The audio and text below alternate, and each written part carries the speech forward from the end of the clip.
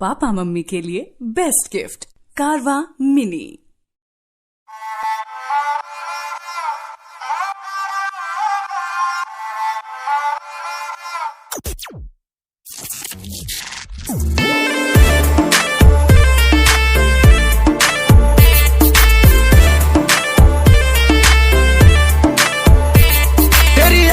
बता रही है कि कल रात तेरे संग सीन हुआ, उलझन में थी फुल नाइट, तू जगले जागल तुझे दिन हुआ। तेरी आंखें बता रही है कि कल रात तेरे संग सीन हुआ, उलझन में थी फुल नाइट, तू जगले जागल तुझे दिन हुआ।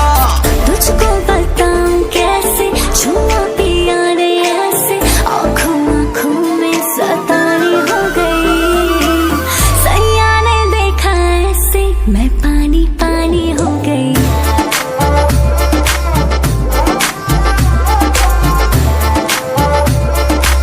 मैं पानी पानी हो गई।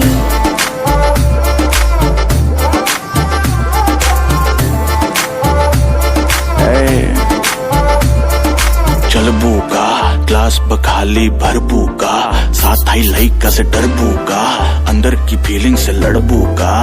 हाँ हद हो गई, हद से आके भी बढ़बू का, 9 एकड़ में फार्म फार्म पे घोड़ा घोड़ा पे चढ़बू का।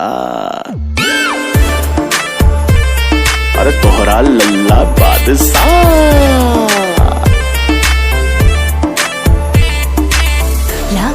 लाज कैसे हम बोले, राज के बात कैसे हम खोले।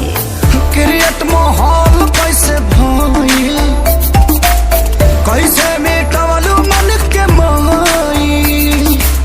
तुझको बताऊं कैसे छुआ पिया रे ऐसे, आँखों आँखों में सतानी हो गई। सैया ने देखा ऐसे मैं पानी पानी हो गई।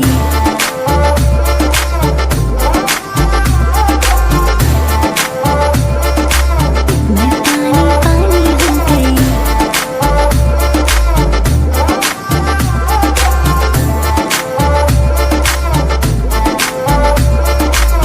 उतना पर्सनल मत होखा, हर बात में ना हमारा के टोका।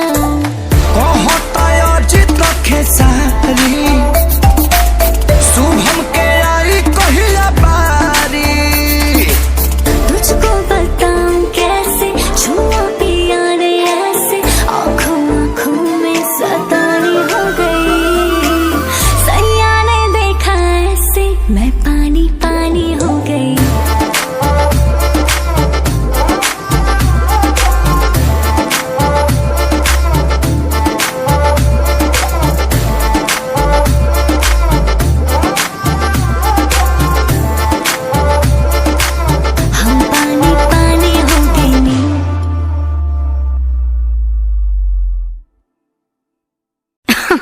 अरे पूरा इंडिया हिली बाबू, खाली तू देखत जा।